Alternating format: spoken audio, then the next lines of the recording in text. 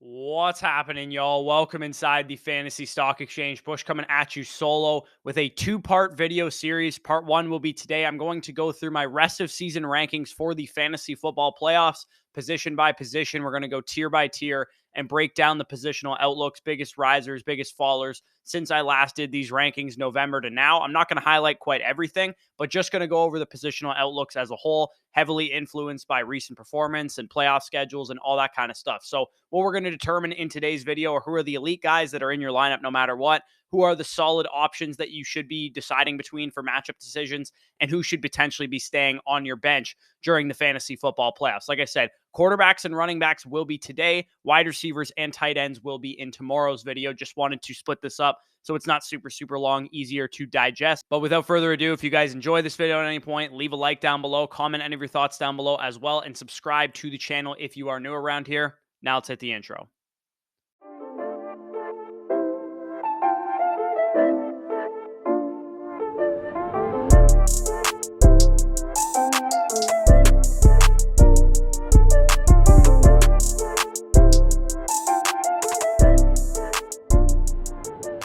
All right, before we get into it, this video is brought to you by Underdog Fantasy. They have a ton of awesome contests going right now, including 2022 Playoff Best Ball. If you guys don't know what Playoff Best Ball is, basically, this is where you're doing a best ball draft like you would have done before the season, only it's for the NFL playoffs. Just because the fantasy football season is coming down and winding down to an end doesn't mean fantasy football in general doesn't have to end as well. You could do playoff best ball. There's a lot of strategy that goes into it. You could pick, your Super Bowl winners and get some skin in the game during the NFL playoffs when the fantasy football season has concluded. So if you want to check it out, go ahead, use that promo code FSE at sign up and first deposit. You'll get 100% back on whatever you put in. If you want to put in $20, you'll have $40 on the site to play with. And they will be opening the Gauntlet, which is the big time playoff best ball contest that will be coming in the next week or so. Definitely be on a high alert for that. Stay tuned for that. Like I said, promo code FSE at sign up and first deposit. Now let's get right into it. The quarterback position. For each one of these positions, I'm going to show a number beside their name. And what that number means is their playoff strength of schedule based on my matchup chart that I've been using throughout the entirety of the season. So the higher the number, the easier their playoff schedule. The lower the number, the more difficult their playoff schedule. So just keep that in mind. That's what that number is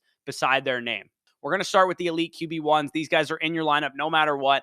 Josh Allen is my quarterback 1, Jalen Hurts my quarterback 2, and Patrick Mahomes my quarterback 3. For Josh Allen and Jalen Hurts at the top, it was a really close decision between those two guys. The difference being rest of season schedule. Josh Allen has the Miami Dolphins in Week 15, which is an easy defense who can also put up points on the other side of the ball. The Chicago Bears are just like pretty much the worst defense in the NFL since Roquan Smith and Robert Quinn were traded. And then the Cincinnati Bengals during the championship week, who are a solid defense, but that game will have shootout written all over it. Should have a 50-plus point over-under on that game. So Josh Allen is my pick to be the best quarterback during the fantasy football playoffs. Jalen Hurts, number 2.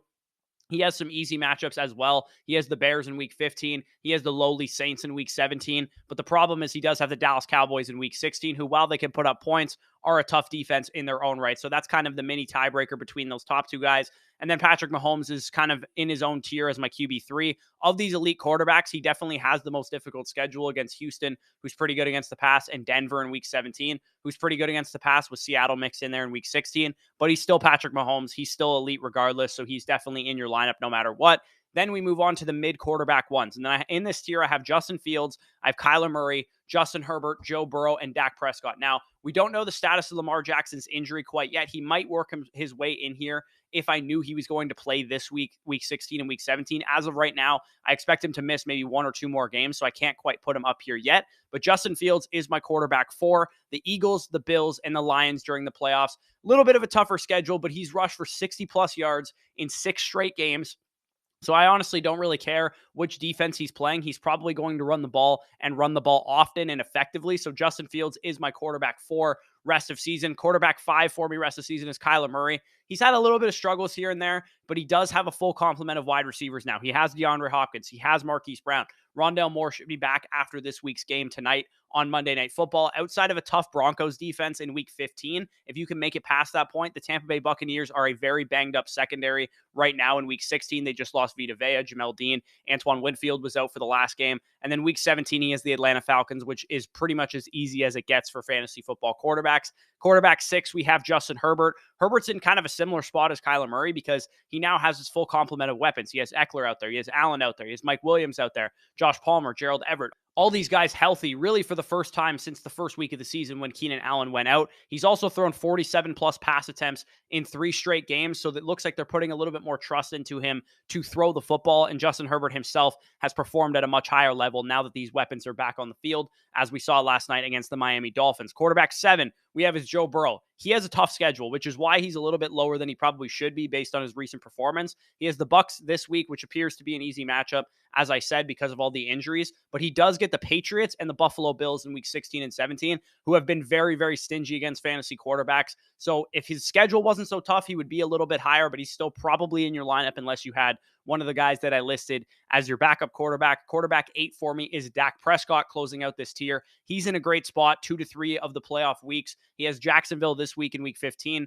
and he has Tennessee in week 17 during the fantasy championship, with the NFC East showdown for probably the division against the Philadelphia Eagles in week 16. They're a tough pass defense, so that definitely downgrades Dak a little bit. But the Cowboys' commitment to the run game is the real reason why he's behind these guys for me, because typically, especially in the red zone, we don't see that Dak Prescott has full autonomy over the offense. They like to stick to Tony Pollard and Ezekiel Elliott once they get down into the red zone, and that hurts the bottom line of a guy like Dak Prescott. They scored 27 points against the Houston Texans this past week, and Dak Prescott only had like a 14-point fantasy day because in the red zone, they run the ball with Tony Pollard and Ezekiel Elliott, which is definitely a risk for Dak Prescott managers in the fantasy football playoffs. So moving on to the next tier of quarterbacks, we have basically what I'm calling like the low-end QB1s or the streamers of this fantasy football playoff, because like I said, Lamar Jackson would be higher if he wasn't injured. It might keep him out another week, which downgrades him to probably this tier if we expect him back in week 16 or week 17 when you're actually able to use him. Geno Smith is my QB 10, who is actually currently the quarterback 8 in points per game this year. He's been relatively consistent even when he's been down, but San Francisco and the New York Jets are 2 of his 3 playoff matchups, and that is a tough proposition in that situation, so I have to downgrade him a little bit. Tua Tagovailoa is my QB 11, and I got absolutely crucified in my November rest of season rankings for saying that Tua was probably going to, slow down his production a little bit because his schedule was very tough. We've seen in the past couple weeks against Houston, against San Francisco, and then Sunday night against Los Angeles that it's caused him to be lower than 16 fantasy points in all 3 of those games. And he still has Buffalo, Green Bay, and New England remaining. I talked about how tough his schedule is. If you've got a better option like the ones I listed already, I would pivot away from Tua Tagovailoa. We're seeing now that he is, mortal. He's not going to have a superstar fantasy performance against really good defenses, as we've seen these past 2 weeks, especially with San Francisco and the Los Angeles Chargers. So moving on to the QB 12 for me is Deshaun Watson. And Watson has not been great so far, but he has played 2 tough passing matchups in the Houston Texans and in the Cincinnati Bengals the last 2 games. He has the Baltimore Ravens, New Orleans Saints, and Washington Commanders with some more experience now, knocking off the rust a little bit. So I do think Deshaun Watson is a very usable fantasy quarterback for the rest of the season. Quarterback 13 is Jared Goff. The Panthers and Bears are his final 2 games, which are absolutely money. And even this week against a tough Jets defense, it's do or die. It's must-win game for the Lions to keep their playoff hopes alive. Jared Goff is actually right now on pace to match numbers from his 2017 season when, the Los Angeles Rams were a very good team. He's got all these weapons around him. He's got good protection. He has Swift. He has Amon-Ra. He has Chark. He has Jameson Williams coming back from his injury. It looks like Jared Goff is going to be a legitimate guy that you can throw into your lineup if you had, let's say, a Tom Brady or somebody that you don't want to be starting right now. Quarterback 14 is Mike White for me, assuming he's healthy, because he did take a bunch of big hits on Sunday, in which case just throw Joe Flacco right into this spot. The Lions, the Jaguars, and the Seahawks. He has the single easiest matchup schedule during the fantasy football playoff of any quarterback. So if you're down bad at the quarterback position, let's say you have Lamar Jackson and he's out for 2 more games, you can go to your waiver wire and pick up Mike White. You can go to your waiver wire and pick up the guy I'm going to talk about next. Mike White, as long as he's healthy, his schedule is the best of all quarterbacks. He's got weapons. Elijah Moore's playing a full-time role now. Definitely a guy that you can use in a pinch. Same goes for Brock Purdy, because especially in Superflex leagues, if you guys pick them up off the waiver wire, I think he's going to be a great option. Seahawks, Washington Commanders, and the Las Vegas Raiders are all easy matchups for him. Purdy has been a fine distributor of the ball. We know he's got talent around him. We know Kittle, Debo, assuming he's, healthy rest of the season. Brandon Ayuk, Christian McCaffrey, all these guys that he has to throw to, you could definitely do way worse than a guy like Brock Purdy, who's looked good and has playmakers around him. And then this last tier is the tier that I'm calling don't start. Don't start these guys for one reason or another. It could be poor play, it could be tough matchups. Don't start Trevor Lawrence. He has the single most difficult playoff schedule of any quarterback. Kirk Cousins is not far behind him. He has a very difficult schedule as well. But although, his offense is a little bit more safe because he has guys like Cook and Jefferson and Thielen to be able to distribute the ball to, with TJ Hawkinson at tight end. Daniel Jones can run, but his schedule is tough as well. Aaron Rodgers has actually a relatively easy schedule, but he has not exceeded 20 fantasy points once this entire season. He's more of a floor play than a ceiling play, just given how they operate in Green Bay with running the ball as much as they do, especially down near the red zone. Derek Carr also has a tough schedule, and the offense is a little bit inconsistent. And speaking of inconsistent offense, the Buccaneers have actually not been inconsistent. They've been consistently bad. So you probably can't start Tom Brady at any point during the fantasy football playoffs. Pivot to one of the guys that I talked about already. Go and see if Jared Goff is on your waiver wire, if Mike White is on your waiver wire, if Brock Purdy is on your waiver wire, Deshaun Watson on your waiver wire. These guys are better options than this don't start tier. So moving on to the running back position. Again, I'm not going to go over like in-depth usage with the running back position. I'm not going to talk about which guys are seeing good workloads. I'm mainly just going to focus on their schedules, because at this point in the season, usage-wise, we kind of know what we have in most of these guys. We kind of know what their skill sets are, what their limitations are, and what kind of seasons they're having so far. So my RB1 for the rest of the season for the fantasy football playoffs is Christian McCaffrey in this elite RB1 tier. All 5 of these guys, or maybe 4 of these guys, are probably elite talents right now. 2 of the 3 easiest matchups for Christian McCaffrey rest of the season, as I mentioned, for Purdy, he has the Seattle Seahawks. He has the Las Vegas Raiders during the fantasy football championship. So Christian McCaffrey is my RB1 rest of the season. Close behind him would be Derrick Henry, because he has some very good matchups as well. The Los Angeles Chargers and the Houston Texans the next 2 weeks. Giddy the fuck up for Derrick Henry. Tough spot in week 17 versus the Dallas Cowboys, but he's likely going to put up monster numbers to get you to week 17 if you have Derrick Henry on your fantasy team, and you just got to hope and pray that he has a good game against the Cowboys in week 17. RB3 for me is Jonathan Taylor. He's got some solid matchups, nothing, crazy, nothing, terrible. On top of 4 straight games for Jonathan Taylor of 25 touches. He's back. He's getting his full workload. He looks like the Jonathan Taylor that you guys drafted RB1 overall. I think he is probably going to be just fine down the stretch. Same goes for RB4 and Austin Eckler. Eckler has, relatively tough matchups because, when we look at the type of teams that he's playing, Tennessee, Indianapolis, and the Los Angeles Rams, all 3 of those teams are bottom 10 matchups for fantasy running backs. But we know for Austin Eckler, because he gets so much receiving work, he's relatively matchup proof, but it does downgrade him to RB4 of these elite options. He'd probably be RB2 if he had good matchups. For what it's worth. And then finally, the guy that might be a little surprising to see this high is Ramondre Stevenson for me, because Ramondre Stevenson is getting just an elite level workload. He's a great player. He's, playing very well. And he has 6 straight games of 6+ targets on top of his workload on the ground already. He's had 1 game this year since week 3 with less than 5 targets. This guy's getting absurd pass game usage to the tune of, what we would expect out of like an Alvin Kamara or Christian McCaffrey type of running back. And Ramondre Stevenson is actually giving us that in the passing game. So he's a guy that I think is very, very viable, very suitable for you guys to make a title run.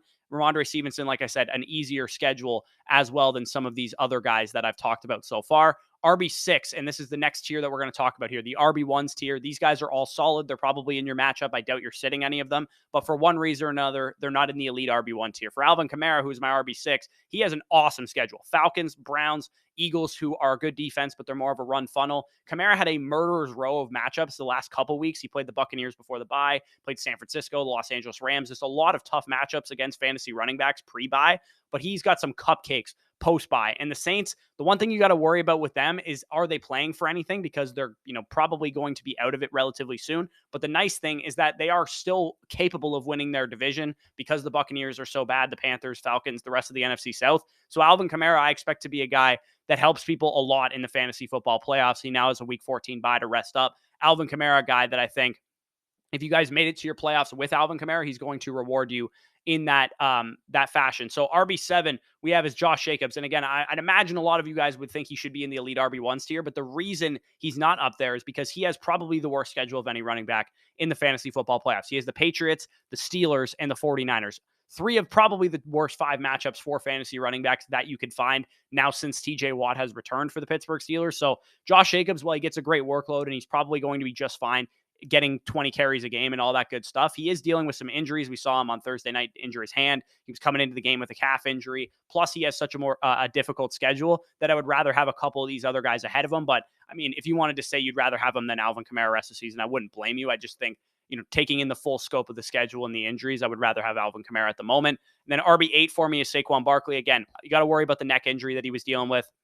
He only played, I believe, the third most snaps of any Giants running back on Sunday, but I believe that was due to a product of him coming in with a neck injury and also the Eagles blowing the Giants out. This is a must-win game for them against the Commanders on Sunday in Week 15 on Sunday Night Football, including the rest of his schedule. He probably has a better outlook than people are giving him credit for, given his recent performances. So RB8 for me is Saquon Barkley rest of the season. RB9 is Joe Mixon. He has the Bucks, Pats, and Bills during the playoffs. So absolutely terrible schedule. Touchdowns are probably the only way that he's going to get there for your fantasy teams. Joe Mixon also was, kind of strangely not used as much as we're used to seeing this past week coming off of the concussion, but he'll probably be fine going forward. He's just probably more of a touchdown or bust guy given the tough matchups. And then these final three guys I can kind of group together because they all have like similar concerns. Kenneth Walker at RB10, Travis Etienne at RB11, and Nick Chubb at RB12. All three of these guys don't have the greatest schedules in the world, so that's concern number one. Some of these guys are injured right now or banged up. Kenneth Walker missed this past week. Etienne has been kind of dealing with some foot injuries as well. And Nick Chubb is a limited workload player, as I've kind of talked about throughout the entirety of this season. They do have some similar, ways of getting there, right? Travis Etienne and Kenneth Walker have shown that they can be explosive, that shown they can be used in the passing game. And Nick Chubb can break away a long touchdown at any point. Plus, if Deshaun Watson starts playing better, he's obviously going to reap the benefits of that. But for, these reasons, they're lower for me than they probably would have been in November. I had Kenneth Walker and Travis Etienne up near the top 6 of my running backs, but these injuries and some of the playoff schedule factors are the reason that they're down here. So moving on to the RB2s tier, which is Aaron Jones, Miles Sanders, David Montgomery, Dalvin Cook, DeAndre Swift, James Conner, and Tony Pollard. Aaron Jones for me is my RB13. He had an injury against Chicago before the bye week that they had this past week, but he should be a fringe RB1 caliber dude as long as he's healthy, despite the mess schedule that he has. So no worries with Aaron Jones. RB14 for me is Miles Sanders, who's kind of a big riser here for me due to his recent performances. At this point in the season, it's kind of important to ride the wave of who's playing well and also whose teams are playing well. We know the Philadelphia Eagles are in this for a Super Bowl or bust type of season. They're probably going to look to secure a bye, the number 1 seed in the NFC. So they're definitely going to have a lot to play for down the stretch against the Cowboys, especially in Week 16. So even though the Cowboys are a tough matchup, it's actually the only tough matchup they have because the Bears and Saints in Week 15 and 17 are easy matchups. They're going to be playing for that 1 seed in that Cowboys game, and I think Miles Sanders is going to have to be a big part of that win if they come away with it. RB15 for me is David Montgomery. He's been fine all year. We kind of know what he's been. He's been a workload guy, but Khalil Herbert is coming back soon, so that kind of downgrades him a little bit. But he does go to the Eagles in Week 15, which is a run funnel defense, the Bills in Week 16, which is a run funnel defense, and the Lions defense in Week 17, which is just kind of bad all around. He should make for a solid, end of the season run out of a guy with David Montgomery, who's been a top 3 fantasy running back each of the last 2 years during the fantasy football playoffs. He's really, really come in clutch for fantasy managers the past 2 years. I think he can definitely be very productive again. RB16 is Dalvin Cook. I think we could probably all agree that Dalvin Cook has lost a little bit of a step, a little bit of explosiveness that we've seen from him in recent years. It's been a grueling season for him. He's 27 years old. He had 1,200 career touches entering the season. But Dalvin Cook is a guy that, can find the end zone. He plays in a good offense, so he's still a fine option. RB17 is Tony Pollard. Tony Pollard and Zeke's roles have kind of flipped. In past years, it had been like Ezekiel Elliott's the 60% snap share guy. Tony Pollard gets mixed in 35, 40% of the time. Now we kind of have the opposite. Tony Pollard's like a 55% guy, and Ezekiel Elliott's like a 40 to 45% type of dude. This offense and Pollard are both very good, right? We have the Jacksonville Jaguars in Week 1 of the fantasy playoffs in Week 15. We have the Eagles in Week 16, who are a good defense, but they are beatable on the ground. And then in Week 17, the Tennessee Titans are very good against the run, but we expect the Cowboys to be able to move the ball against them because they're so bad against the pass. So Tony Pollard should be in a good spot throughout the entirety of the fantasy football playoffs. RB18 we have is James Conner. His workload dictates that he probably should be higher than this, but he has Denver and he has Tampa Bay the next 2 weeks, which are very, very tough matchups to advance James Conner into the Week 17 Atlanta Falcons smash spot that he has. So if you guys are relying on James Conner, it's probably going to be tough sledding for you in Week 15 and Week 16 against those 2 tough run defenses, but he gets a great workload, so he's probably in your lineup no matter what. RB19 is DeAndre Swift, who obviously took a big step back this week. If you guys don't have DeAndre Swift, In week 13, we saw DeAndre Swift climb over 50% of the snaps. We saw him out-touch, out-target Jamal Williams. And then this week, randomly, he went back down to a sub 40% snap share. Justin Jackson almost tied him in snaps, and it basically became a three-way committee. He still gets receiving work. He's still a very talented player, and the Lions offense can move the ball. So I still like DeAndre Swift as a top 20 running back during the playoffs. But after the Jets this week, you get Carolina who are in Chicago, who are pretty good smash spots. Even despite the sus usage, I still think DeAndre Swift is a fine RB2 because this offense is good. DeAndre Swift is good, and he gets the targets and he's able to make the most of his touches when he gets them. I'm a little bit higher on DeAndre Swift. If you wanted to have him a little bit lower, I would understand it, but I do think he's a fine option rest of the season. We move on to the next tier, which is the RB2/RB3s. Something is wrong with these guys to some degree, which is why they're not in higher tiers, whether it's inconsistent usage or the offense that they play in, or maybe their playoff schedule, or, a combination of all of those factors. RB20 for me is Cordero Patterson. CPAT will have Desmond Ridder making his first starts this coming week, and throughout the fantasy football playoffs. We don't exactly know what to expect from Desmond Ridder because he was kind of like a mad prospect, a third-round quarterback. But two solid spots for Cordero Patterson with the Saints and the Cardinals in week 15 and week 17. He definitely should be back on track now, fully healthy at a bye week to recover as well. RB21 for me is Raheem Mostert. Mostert took hold of the work in week 13 when we last saw him. And then Jeff Wilson went down in week 14 on Sunday Night Football with a hip injury. And then that caused Raheem Mostert to take even more of the work. We don't know how long Jeff Wilson will be out for or if he'll be out at all. But this offense, despite the bad matchups, should be in position to score points if Tua can help the offense move the ball a little bit better than he has the last two games. So Raheem Mostert, to me, still a top 24 running back. Najee Harris, my RB22. He's kind of just mid. We know he's not like the greatest running back in the world, but he gets a solid workload, priority touches in the red zone, Carolina and Vegas the next two games as well. So very easy matchups for him. Plus his worst matchup is the Ravens in week 17. If the Steelers offense can move the ball with Mitch Trubisky, I'm assuming, I don't even really know who the quarterback will be. I don't really think it matters. They're kind of just the same caliber of QB. Then Najee will probably be just fine. RB23 for me is Zonovan Knight, Bam Knight, another guy that's on the rise here. An easy string of matchups against the Lions, against the Jags, and against the Seahawks. As we mentioned for Mike White in the quarterback section, he's not a workhorse back by any means, so we can't rank him much higher than this, but he is getting the bulk of the carries. And if they're scoring a lot of points in those games or leading in those games, then Zonovan Knight will probably be heavily involved in those game plans. So he's a fine flex option during the playoffs as well. Dameon Pierce, his workload has kind of fluctuated given the Texans' struggles. Kansas City, Tennessee, Jacksonville, maybe a week 15 blowout for Dameon Pierce in coming with the Kansas City Chiefs coming to town. If you have better options, I wouldn't be opposed to leaving him on your bench, knowing that the Kansas City Chiefs will probably blow out the Houston Texans, and it'll probably be another 15 plus point spread for the Kansas City Chiefs. So that's definitely not encouraging for Dameon Pierce. But if you can make it to week 16 and week 17, those are divisional games against teams that are not, scaring anybody in Tennessee and Jacksonville. It's possible that he's a little bit better than people will think. RB24 for me is Deontay Foreman. Game script has really been the key for him. That's how he gets his touches. He's an early down running back. But the Steelers, Bucks, and Lions are probably not going to blow out the Carolina Panthers, so I'd imagine they should be in those games, leading to a lot of Deontay Foreman carries. RB25 for me is Rashad White. The Bucks backfield has basically resorted to the Cowboys backfield, the Pollard and Zeke type of split. So both guys are a little bit cannibalized as a result, but they do have a fine schedule against the Bengals, against the Cardinals, and the Carolina Panthers. So Rashad White, a guy that I think you'll be fine starting as a flex option during your fantasy playoffs. Another guy on the rise who we thought was kind of dead in the water is RB27 for me, J.K. Dobbins, who saw 15 carries in his first game back with 120 yards and a touchdown.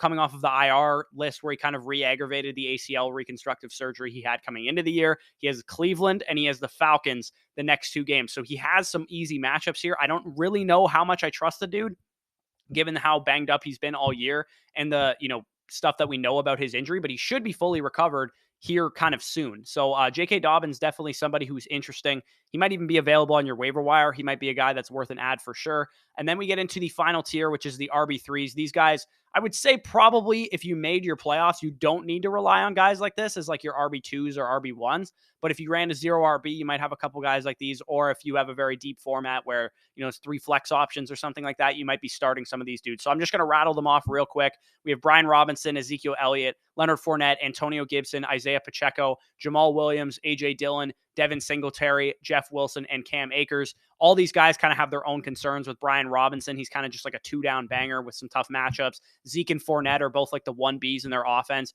as is Jamal Williams. They kind of, mix those guys in. Antonio Gibson is split in the backfield with Brian Robinson. Isaiah Pacheco is like a 30 to 40% snap share guy. He gets carries, but he's not going to get a huge workload.